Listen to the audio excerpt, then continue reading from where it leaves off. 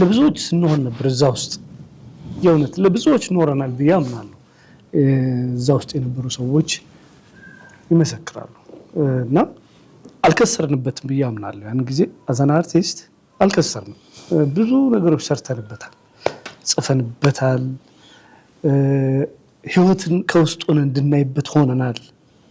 የእውነት ለካ እንዲህ ነው የሚል ነገር እንድናይ ሆነናል። ጥሩ ጊዜ ነበር። ግን ህግ ነው።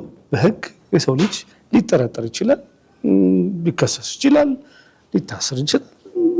ይህን ትቀበላለህ፣ የምትቀበለው ነው። ግን የበለጠው ግን ብዙ ተምረንበታል። ግን የእውነት ያስከፋልን ያደሰልን ብዙ ስለሰራንበት በሱ ደግሞ ደሰታለሁ። አመሰግናለሁ። እሺ ዳኒ እንዴት ነህ? እግዚአብሔር ይመስገን።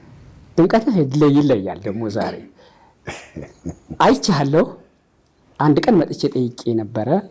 ያን ጊዜ ሳይህ የነበረው እዛ ሆኖ የነበረ ስሜት አለ ያየሁት።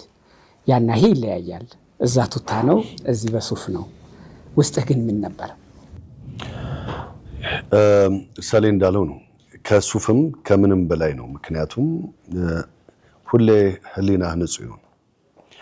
ህሊናህ ንጹህ ከሆነ፣ ልቦናህ ንጹህ ከሆነ በየትኛውም ቦታ ከምንም ነገር በላይ ትሆናለህ እና እግዚአብሔር ይመስገን ያው ሁሉም ጓደኞቼን ያገኘሁበት 24 ሰዓት ወንድሞቼን፣ የሙያ አባቴን፣ ሰርሽን 24 ሰዓት ማግኘት ለኔ ቀላል አይደለም።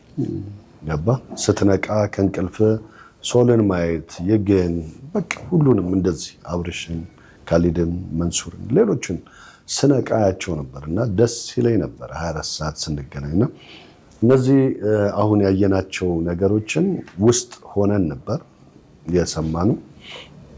ስንወጣም ያው እንግዲህ ወይ እነሱ ጀግና ሆነው አይደለም፣ እኛ የተለየን ሰው ሆነን አይደለም፣ እነሱ ወንድ ሆነው አይደለም፣ እኛ ወንድ ሳንሆን ቀርተን አይደለም።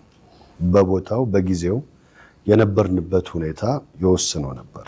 ከዛ ውጭ ግን እያንዳንዱ ቪዲዮ አይቼዋለሁ፣ ተይዟል፣ በአካባቢ ተቀምጧል። እዛው ፋይል ተደርጓል። ፋይል እኛ አስቀምጠናል።